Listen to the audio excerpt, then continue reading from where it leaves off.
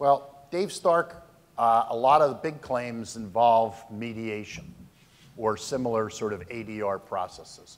Why don't I just throw that to you and let you talk a little bit about the mediation process and some of the things you're seeing maybe that you like, don't like, et cetera. Thanks, Bill. I volunteered for this one because it's a bit of a pet peeve of mine, and I made a few notes about what I wanted to say, just to get to the heart of it in the interest of time and more practical points. As everybody in the room knows, a lot of mediations are court-ordered. There's not a lot that you can do with that. But if it's not court-ordered, I would say for my colleagues who work in-house, I tend to find them to be a bit of a waste of time.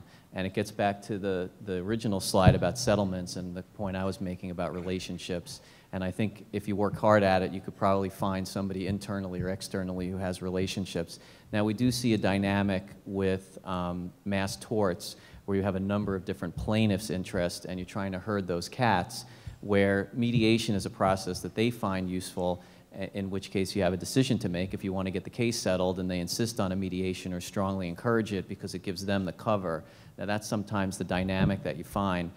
We just had a mediation yesterday in a case in federal court in the Eastern District of Pennsylvania that lasted all day and was pretty much a colossal waste of time. And one of the big reasons for that is not the right mediator. Maybe it's an obvious point, but a lot of times also plaintiff's counsel or there's another interest around that wants a particular mediator for a particular reason. You know, the outside counsel, you know, my outside counsel are generally pretty aligned with us, but, you know, once in a while I think interests diverge. I think outside counsel don't mind going to mediations. There's a lot of time spent in making presentations. There's a little bit of downtime in the room. And again, if you don't have the right mediator, not that it's the end of the world, you're not going to run up a huge bill, but if you have a lot of cases like I do, then those costs can tend to add up.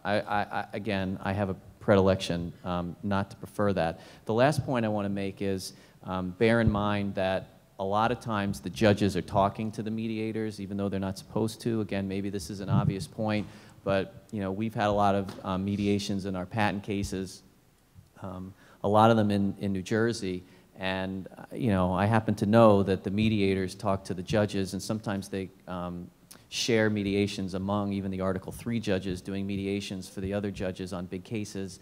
And that's important because you really want to put your best foot forward and come across reasonable. Jim knows on the case that Fran was talking about earlier, where Jim and I were co-defendants, that we spent a lot of time in chambers with the judge, and I think we tried to take a very credible position, not too over the top, and in the end I think it helped with the dynamic in the courtroom. So that's a little overview of how I'm feeling about that.